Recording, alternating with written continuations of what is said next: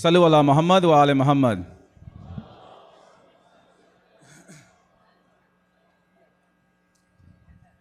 Thank you again for joining us for this afternoon session. The title of this session is the UMAA Economic Forum. And this is actually one of our key main initiatives that we're really excited to have all of you join us here for today. Brothers and sisters, as we discuss our narrative, we've discussed a lot of elements of our external narrative. But today we're going to talk a little bit more about our internal narrative. Our youth today are growing up with a stronger moral compass than ever before. But what we see with that is less of a focus on economic success, but more of a focus on social impact and how they can move society forward in a very positive way. Today in this session, we hope to talk about social impact entrepreneurship and how entrepreneurship as a vehicle for making positive impact in society along with financial and economic success. So we hope to redefine that narrative within our communities that economic success, entrepreneurship is solely a means for material gain, but actually talk about how we can use and show some excellent examples of individuals who have used their entrepreneurial and professional success to positively impact society. One of the key focuses of UMAA is to highlight individuals who exemplify success. But our definition of success is deeply guided by Islamic principles.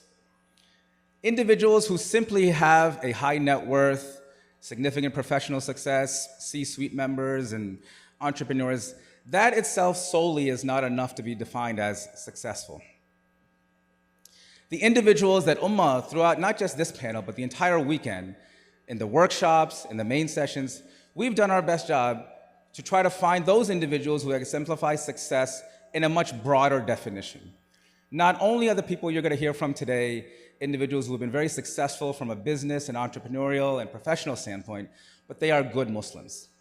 They have not wavered in their identity as Shia Muslims, and inshallah you'll see that come through and it being a big part of their own success. This past several years, UMAA has been going city to city across the United States focusing on this key initiative. We've been connecting entrepreneurs with each other. We've been providing mentorship opportunities for youth and young individuals to learn from these very successful entrepreneurs from within the community. My brothers and sisters, over the last 10, 15 years, what we've seen is an economic explosion in the Shia Muslim community across the world. But a lot of that in our Imam Bargas and our Hussainiyas and our masajids, we don't always have the appropriate platform to discuss and take advantage of that level of success, and sometimes that's not even always appropriate. But UMAA, part of the reason we have this platform is to provide an appropriate venue to have these discussions and connect on a deeper and broader level to help grow the economic success of this community. So we have this economic forum, we have two parts to this program. The first part, we're going to hear from three very successful individuals from our community, and then they will come off the stage, and then Brother Mehdi Hasan will come on for the second part of this program. So with that, I'd like to introduce our panelists for the first part of this. The first individual I'd like to invite to the stage, Syed Mesum Ali.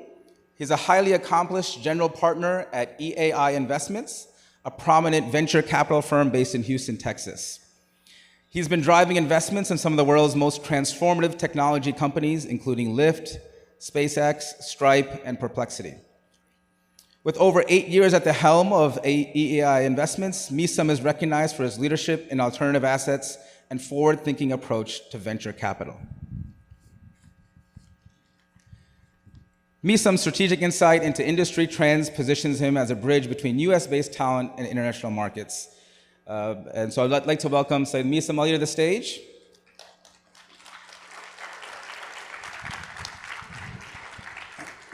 Thank you. See right here, the first one.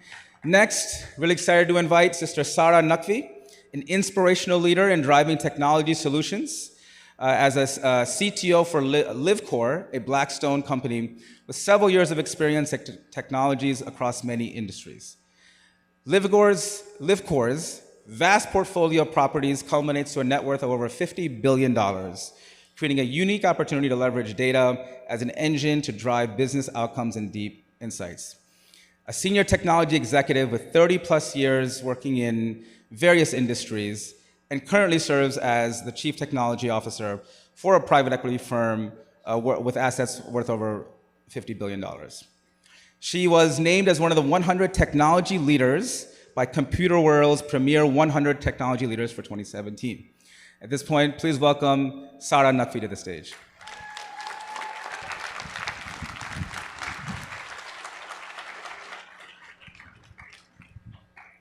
And last but definitely not least, a good friend to many of us here probably in the audience, Surf Dinani, founder and CEO of Veloce Capital, a real estate investment firm focused on delivering institutional opportunities to accredited and non-accredited investors. With over 20 years of experience in real estate investment, he has in development and structured finance. He has led more than $1.5 billion in transactions. He is known for his ability to identify undervalued opportunities in emerging and underserved markets. Under his leadership, Veloce Capital has built a platform rooted in transparency, long-term value creation, and investor alignment.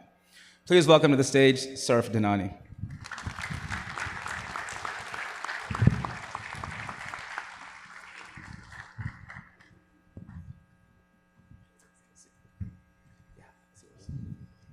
So we're going to have a very conversational style session here today. We hope to have opportunities for the audience to engage as well.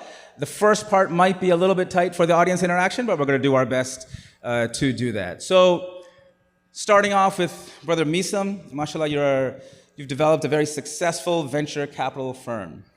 Mashallah, Brother Mesum has just launched a $100 million venture capital fund as part of his venture capital firm. Really excited to see one of our own brothers reach those levels of success. Talk to us about your journey as a venture capitalist. Assalamu alaikum, everybody.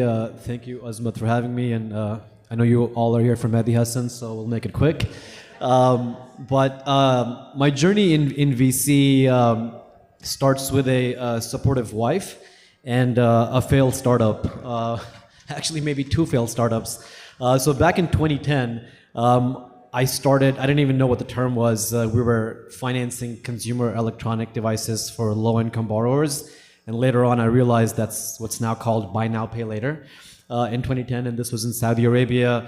In the very first year, we did well. We built it up to about $1 million plus in revenue, launched it into 3 cities, and we're expanding. But somehow it withered because of bad hiring practices and whatnot. And then I co-founded my second startup with an uncle of mine, which was a fintech startup that was aggregating public market data and sentiment analysis for stocks. That startup failed, and I was fortunate enough to be able to sell it for parts to a crypto company. This was during the first crypto boom when Bitcoin hit $20,000. And this gentleman wanted a similar platform for his crypto company, and he did not want to wait 6 months to develop it. So a failed startup, lost my money, and I thought my life was over. But then my investors came back and they asked me, like, what are you doing next? It was very confusing to me because I was like, wait a minute, your money was stuck for 3 years. We barely got anything out, and why would you want to back me again? They made me privy to the fact that, listen, we appreciate you getting us whatever you got back. We like what you're doing, and we're aware that this was a potentially high-risk investment, and we'll back you in whatever you're doing next. So now I had money, 2 failed startups, and I said, well, the last thing I want to do is start another company, so I'm going to do the next best thing, which is tell other people how to run theirs. So I approached a couple of PE and VC guys, literally saying, listen, I have capital, I need advice. They took me under their wing, were kind enough to guide me, and I still remember the very first meeting I was called into. It was a closed-door meeting, 15 people, ultra-high net worth people. I was the only brown guy there, and they were talking about investing in this company called Lyft. Needless to say, that was our first investment, and the rest, as they say, is history. In the last 8.5 years now, we've made 50 investments in 27 companies. The cumulative net return, I say net because everyone talks about return, the cumulative net return to our investors over that time period has been 53x, and the collective value of all of the companies that we've invested now is north of $840 billion. MashaAllah.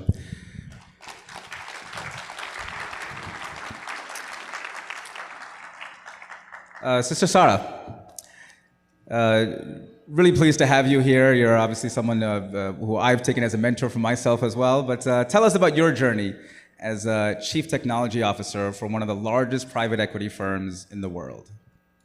Assalamu alaikum, everyone. And first of all, I know we are at the tail end of the session, so I'd like to extend my appreciation for the Ummah. I know you sit in a very important seat, and to have been drawn such important content that has really caused us to do self-reflection. So let's give a really loud salawat to Brother Azmat and his entire staff, please. Whoa. Thank you so much.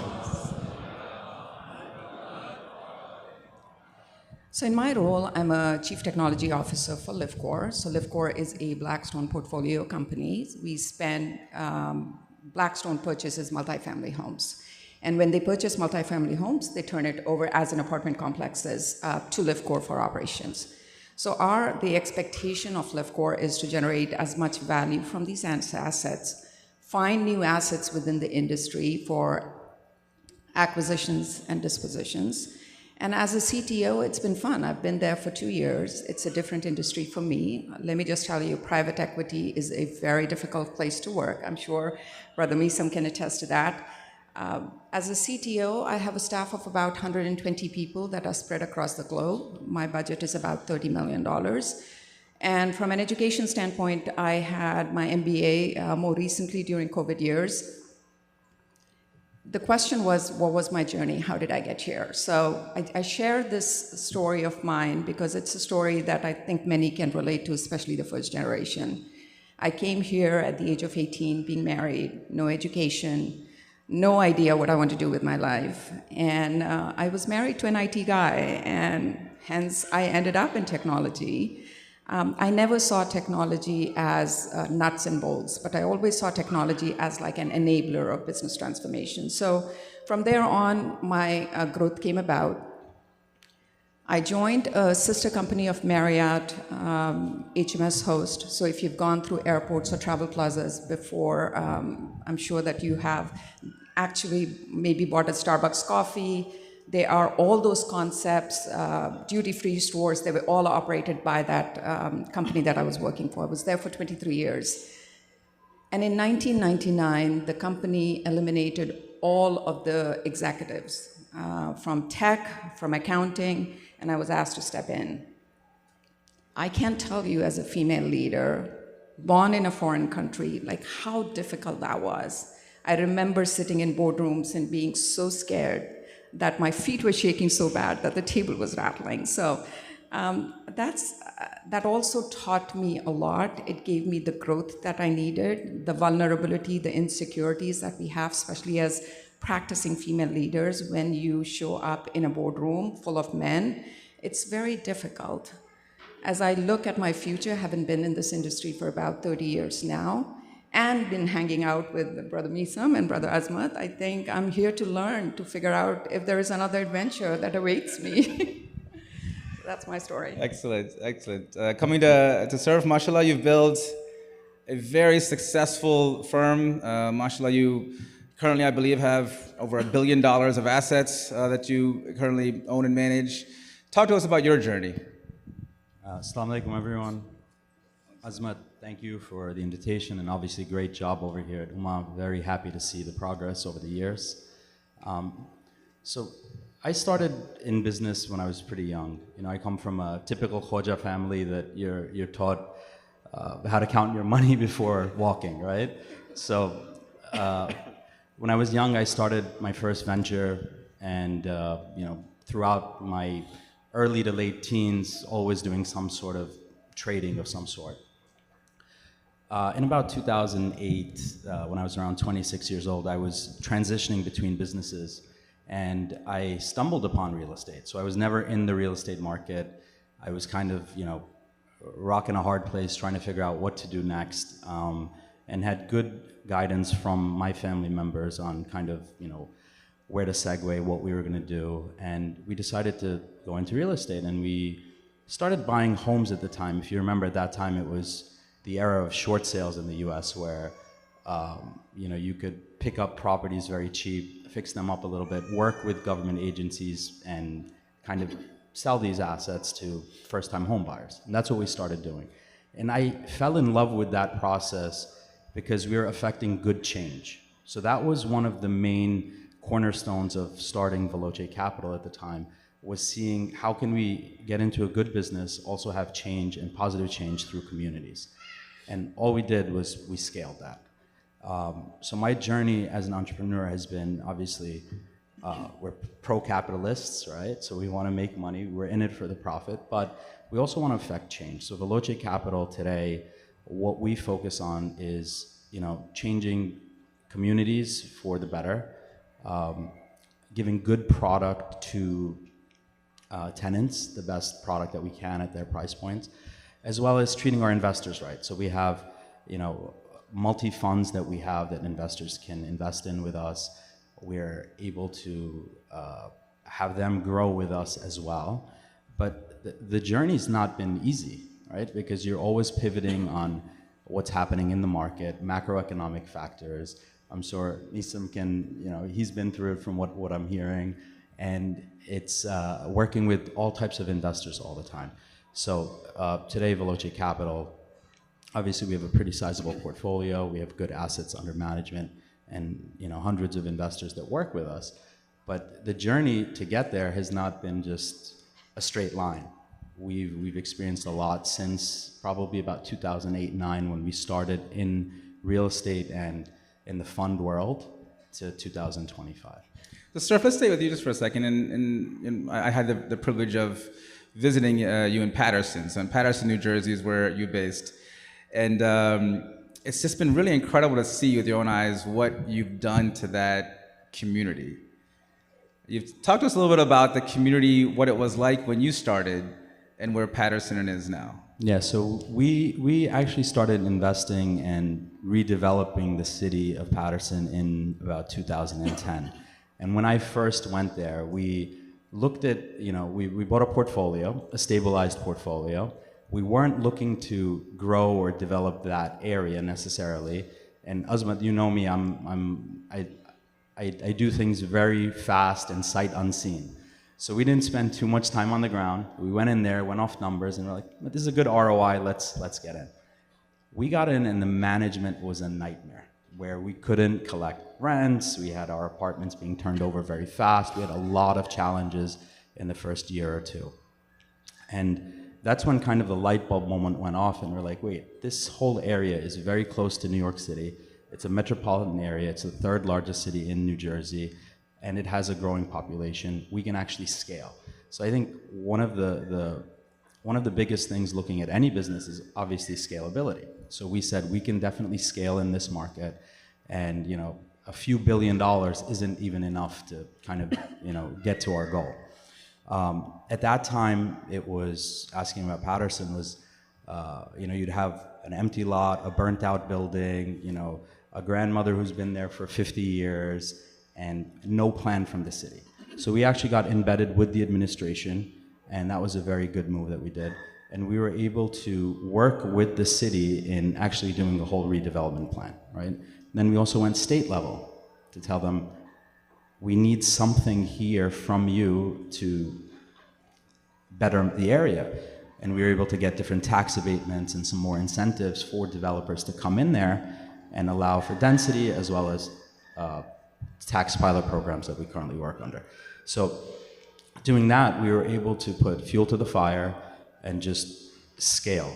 And since 2010, 11 to now, that's what we've been doing. So it's been rinse, repeat, and obviously it requires a lot of capital on the other end. So we work with different funds, different institutional lenders, banks, all of that, agency lenders, as well as investors to keep this going. MashaAllah, Paterson, New Jersey, about 15 years ago, if you were to drive through, that's someplace you would not go after 5 p.m. But now, inshallah, there's certain areas that Brother Surf has developed when you drive through there. He's really turned that community around. Coming to Mesum, talk to us a little bit about venture capitalism. Venture capitalism, private equity, it gets a bad rep sometimes. These guys are, but tell us how through venture capitalism you've feel like you've been able to impact society and moving society forward? Yeah, I think for the longest time, venture capital was just a subset of private equity, but then it's just ballooned into something so big that it's become an asset class in its own right. I say this with a lot of humility because, I think as venture capitalists, there is a tendency of getting a very big head, right? I mean, you're investing in things where there's nothing there and it turns into gold, and all of a sudden you develop some sort of God complex. So with complete humility, I say, first of all, that it's always a team effort. And we are rather very, very grateful to every single founder who allows us to invest in their companies, because I firmly believe that it's always the founder, and whether we invested or not, the company would succeed, right? A lot of these companies did not necessarily need our money, so we're grateful as opposed to the other way around. And then from a humble brag perspective, the impact on society, like every time you guys check out on Amazon using your credit card, the payment that's being processed is being processed by Stripe on the back end that we invested in. Every time you take a rideshare service in at least North America, in America at least, 24% of the time it's a Lyft vehicle, which again, we were fortunate to invest in early. And now a lot of everything at least that happens in Netflix is backed by another AI company that we invested in called Anthropic, right? So these are just some of the more obvious ones that you might know of now. But again, I think even in the future, I think over the next 3 to 5 years, a lot of the AI companies that we have invested in, I think we're going to see monumental impact on a day-to-day basis, in all of our lives as well. So it is very rewarding, very fulfilling, and it feels good. It's amazing to see the innovation and technology that venture capitalists are able to really introduce into society and really help move forward. Sister Sarah, coming to the obvious question now for you. As a muhajjaba, as a practicing Shia Muslim, another thing about Sister Sarah, amongst all her professional accolades, she's also a zakira, you recite majalis of Imam Hussein, and in the professional world, you're at the pinnacle of what we could expect. Talk to us about how you balance all that and the challenges you face with balancing that identity with your professional success. I think the reality is corporate America today is still very much, the boardrooms are occupied by white male. That cannot be denied, especially with the political environment, with the DEI initiatives not getting the focus it used to in the past. It's just going to really increase that problem for us. With that said, I think there's so much awareness of Muslim women, like wearing hijab no longer is looked upon differently. I reflect on some of my past experiences as to how different it was than it is today. I remember taking my daughter to a private school for an interview. I was wearing hijab, and she asked me where I was from, and I said, I'm from India. And just think about lack of awareness. She looked at me and she says, oh, are there enough temples around here? And I'm like looking at her, I'm going, what? So it's like there was that much lack of awareness. And now, in fact, I was invited to a dinner where it was an executive dinner, and later on somebody told me, you're being invited because they needed a female at the table. When I first started wearing hijab, they said, oh, it could be a career limiting move for you. So those were all the experiences and things that I've lived to, but I think the reality today is there's so much awareness and so much easier than it used to be. As I grew through the ranks, there was a powerful quote when I was studying leadership skills in my MBA school, where it says that, when you become a leader, be powerful enough to be heard, be attractive enough to be followed. And the attractive part, the power comes with the position, but attractiveness, that is where I have leveraged our faith. There is so much in our faith as to what makes us attractive, when we are kind, when we are able to extend empathy, when we have tolerance, when we are giving grace, when we have people that you're working with. I think that has shaped me, and that is that one place where I've been able to really combine my faith and my position of power, and I couldn't be more grateful. Sister,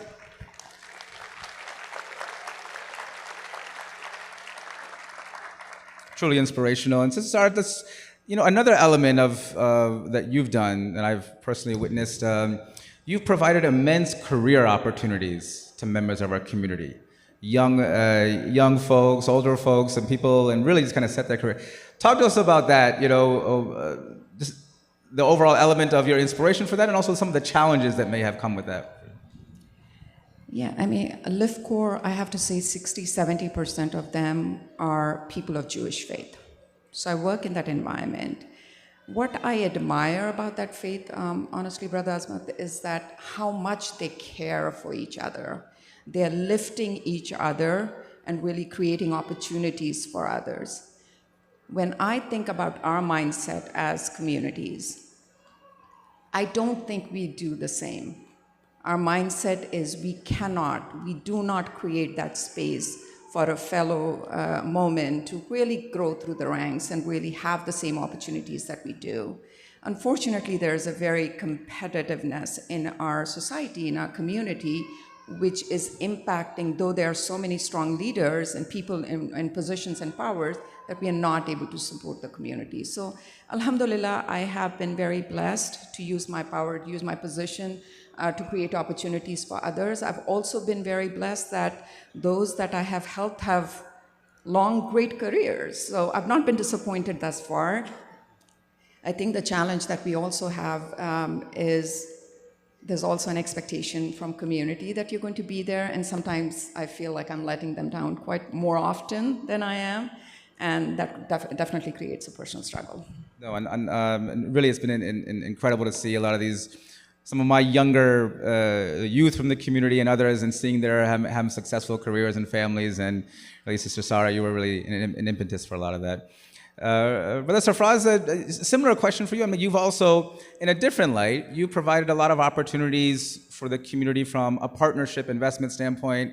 There are even Maulanas that are investing and partnering with you. Talk to us about that. How have you been able to balance that element of the community? Yeah, so interestingly enough, when we first started working with investors, we didn't want anyone from our community. So we had exactly what Sister Sarah is saying, that mentality, right? And it wasn't necessarily because, you don't want to share secrets or anything like that. It was just like, you're seeing this person on a weekly or, in Muharram and Ramadan, all the time. Is it always going to be business? We opened that up later on, and it was more so because we kind of looked at other communities and saw the circular economy that a lot of communities and a lot of institutions have. And we're lacking that. And I know, Azmat, you and a lot of your efforts are very pro networking within the Shia community and people doing business. And I think it's excellent, right? So sharing ideas. So we have a lot of investors that we work with within our community where we're able to share ideas. We're able to put them in touch because, I know what this person does, I know what another guy does, and, we can connect them very easily and have that network going. And we're seeing it just within our own ecosystem. It works really well. The other part of it is, as we scaled, we also saw what our community, or we do, and a couple of the guys that do invest with us have Maulanas, other things. We kind of made a menu of different options that works for them, right? So, for example, we have an organization that works with us that they have a charitable organization that has money for a very limited amount of time that they just need to be in and earn some sort of yield for a 6 or a 9 months. So we're able to place that where they're able to get decent returns for that period and kind of do an a la carte investment for them.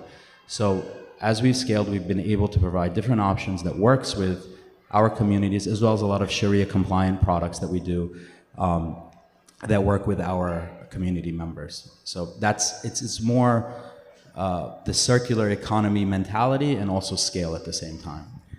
And just staying with you, because you're also a community leader as well. I believe you're you're on the board, or you're on the trustees of the local Imam Barga there in the Husseiniya. Talk to us from a community perspective, how you feel about, and just kind of expanding upon this idea and also coming from the Khoja community, where this is not necessarily new, right? I mean, I think some of the things we're talking about in the Khoja community, the emphasis on business has been there. Talk to us a little bit from the community perspective, how you see or any potential challenges or pitfalls we should also be cognizant of.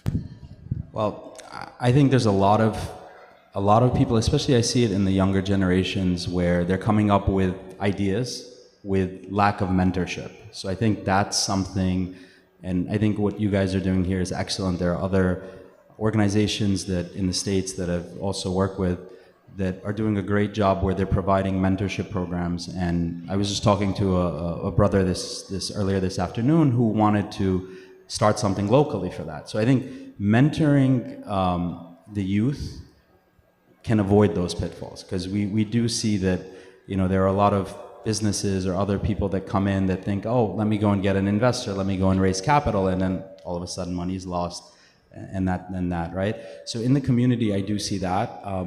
I think the other thing is track record. So I think track is really important. I don't think you should try and, you know, go very fast, quickly. Go slow, build a track record, and you can avoid those pitfalls. So a lot of the young guys are going out there and, you know, they're just coming up with different ideas. We've been pitched together, I know, on a lot of those, and you're looking at it, you're like, what is the objective here? Do you just want us to kind of cover a salary for a year by investing in this? What are we doing? So I think mentorship is really important, as well as actually transacting and having that track record where you can have the integrity to kind of work with people in the community. You know, one thing I've seen in the community is that I think 20, 30 years ago, there were a lot of partnership attempts in the community. Our parents' generations, they tried things and they didn't work out. And that, in many ways, left kind of a sour taste in everyone's mouth, right? You had these failed partnerships, community divisions took place. And recently, as we've kind of embarked upon this, I've had a lot of elders kind of reach out to me and say, hey, Azmat, just be a little careful with this, right? And I've thought long and hard, and I feel like the key difference is the level of professionalism now in our interactions, where you know, the contracts and you know, everything being so much more transparent, where I feel that our parents' generation had a lot more of a handshake agreement type situation. Let me also, you know, a similar question I'll pass off to you. You've also engaged with the community quite a bit. Talk to us about some of the successes you feel like you've had from your investments. Yeah, no, I think it's the exact same story. I avoided our people like the plague. And in fact, the way I actually had Shia investors start investing with me is that initially a large cohort of my investors was doctors, right? So it was a lot of the Sunni, the Hindu doctors, and a lot of you know, white gentlemen as well. And one of the doctors in our community knew them, and he comes up to me and he's like, hey man, why are you making money for all these people and not for members in your own community? And I gave him my usual spiel about, you know, just not interested in, you know, for X, Y, and Z reason. But he reminded me of something very important. He said that, listen, you're making this money for somebody else. If you let us invest, not only does the money stay in the community, but whatever good that we're gonna do with those gains, like charity and anything else, you're gonna get a net benefit of our good deeds as well. And you know, Hyderabadis love free sawab, right? So I was like, man, let's go. So I cautiously, you know, I treaded very, very carefully. And again, like, you know, private equity is a more, I would say, safer, you know, risk-averse thing. It's a very risky asset class, right? So I always try to educate them that, listen, this is high risk, right? You sure you want to do this, right? And this is something that you should never allocate more than maybe 10 or 20% of your portfolio in, because yes, it does have the ability to outperform the remaining 80%, but it does come with a very high level of risk. So excellent. We'll ask one more question, then we'll have a few minutes for audience questions as well. So I would ask our AV team to get some floor mics, and we'll do about 10 minutes of audience questions as well.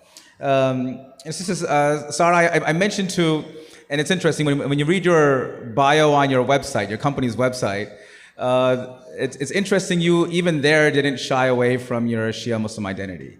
Even in that bio, you talk about Arba'een and Ziyarat, and in the community, it was very interesting. We're both in the same community in Adara Jafriya in the Washington, D.C. suburbs. I've known you since a very long time. Very few people know your professional success. You're really mainly known as a zakira, someone who recites majalis in the homes. Talk to us about how that identity has played in for you. Yeah, I think first we need to be unapologetic. Our faith is our faith. There is nothing in our faith that we have to be embarrassed about, that we need to shy away. We also have to stop being defensive. There is a lot of defensiveness that we assume anytime ever a Muslim does something wrong. So it's just my attitude has been unapologetic and not being defensive when it comes to my identity. I also think that it kind of helps to find the right words and the right language to speak of your identity. Like, for instance, I often talk to my peers and my people, my colleagues at work, about how my teaching, my lifestyle is divided into 3 parts, whether it's a day, a year, or a life, where a part of that, the accountability is towards family. Another part, and this is the saying of Imam Ali alayhi salam, right? An accountability towards family, a part of it, accountability towards your faith, and a part of it, accountability towards yourself. So when I'm at work, it is accountability to self because it gives me gratification, and it's towards family. And then to my family as well. That's why I'm here. But when Ramadan comes, when Arba'een comes, when Muharram comes, I joke around and I say, look, my balance is off. Today it's reflection. It's like I am focusing more towards my faith, and I need grace for that. Ramadan comes in, I'm like, don't ask me to make decisions after 5 p.m., like I'm done. So I think like finding the right language to speak about our faith makes that discussion easy, because there is so much out there, misinformation that's out there. And every time I come back from Arba'een, I'm sharing the videos, those, zawars, that how they're being served. And that's the only thing that we can do right now. Find the right language and be unapologetic. So inspiring how you've been able to really balance all of this and do what you do. Now we'll take a couple questions from the audience. I have a hard time seeing right now because of the spotlights, but if there's any, yes, we'll start right over here. Assalamualaikum. Walaikum salam. Is it working? Okay. Sister, thank you so much for, starting off with your journey and also the identity that you've built for yourself. You mentioned that initially women weren't on the table. And then now we're at a stage where we are at the table, but because we're women, because they need that identity, Like there is going to be a remark when, if you weren't here tonight, there would be conversations about it. So how do we go, and you're very well deserved to be here, but there are still times when we're there just for the diversity aspect. So how do we go from not being on the table, we went from not being on the table to being here because we're women, but then how do we go from there to, it's not even about gender anymore, we're here because we're excellent in everything else as well. Yeah, I think first of all, no one, gender or otherwise, want to be given a job, a position, because they're trying to fill a quota.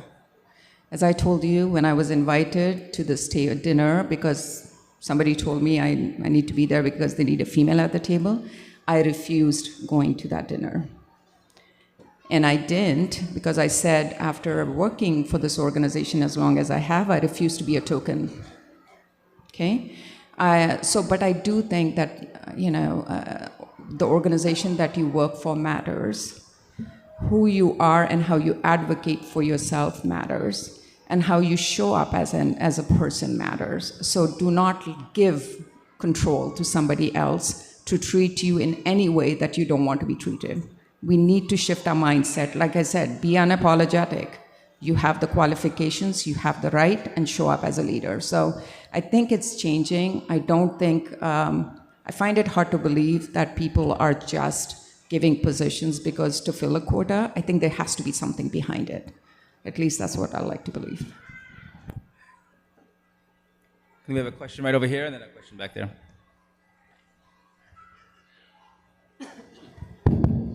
Assalamu alaikum to all the panelists, and thank you for sharing your experiences.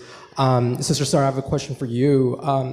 I myself do work in real estate private equity as well, here in the Toronto market, and similarly, it is an environment that is filled with a lot of pro-Jewish voices.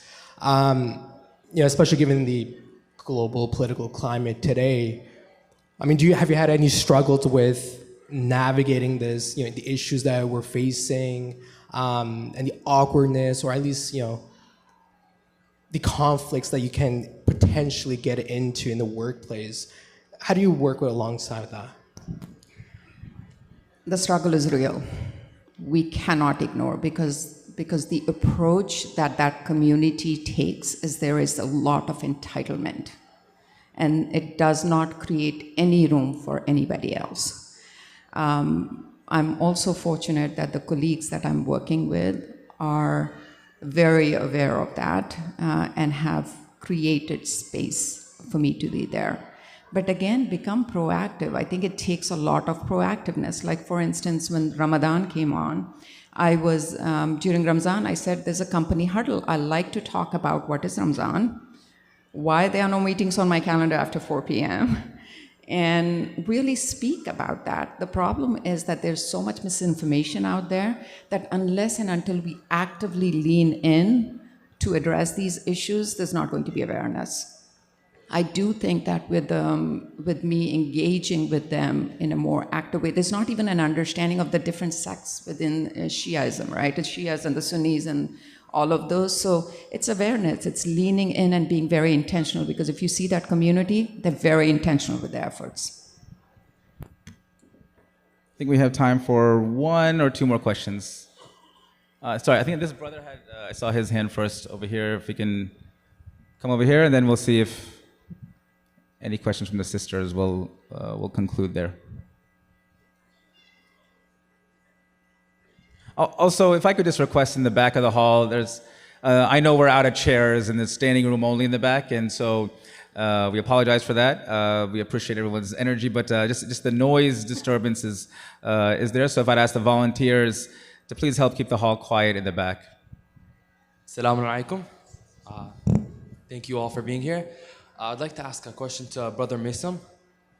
I'm just wondering, do you still accept investments from people from your community? Through a very strict and rigorous testing process. No, yes, I do. I mean, I think, I've learned over time that exactly what Azmat said, right? That the investors have gotten more sophisticated. And there's a very clear understanding of what we're offering, what they're investing in, and all the risks that are there. So in a short answer, yes, but again, with some degree of caution. Yeah, and then just on that point, I'm going to double down on this even more, that I think as a community, it is time. The level of success and professionalism and talent within the Shia Muslim community is so immense. We are creating such a disservice for our own community by having this narrative in our minds that we should not be doing business or transactions within the community. Yes, there are risks. Just as if, when you put your investment in Charles Schwab and there's ups and downs in that, give that same level of credence to a Shia person you're also investing in. We expect 100% of the time to hit with a Shia investor, but hey, if Charles Schwab misses for me, it's no big deal. So I think those are things that we need to start to see, that the power of investing in people who have similar values as you, similar mindsets, similar outreach, similar geopolitical stances. I think there's immense value in that, and I think if we commit to this level of narrative change, I think over time we'll be much better suited as a community. But with that, I would like to really thank our esteemed panelists here. Really appreciating it. It's not easy kind of putting yourself out there in front of the community, talking about your personal journeys. I know there's a lot of discomfort and a lot of arm twisting I had to do to get you guys to come do this. We really appreciate you sharing. Please give them a round of applause as we transition to the next part of them.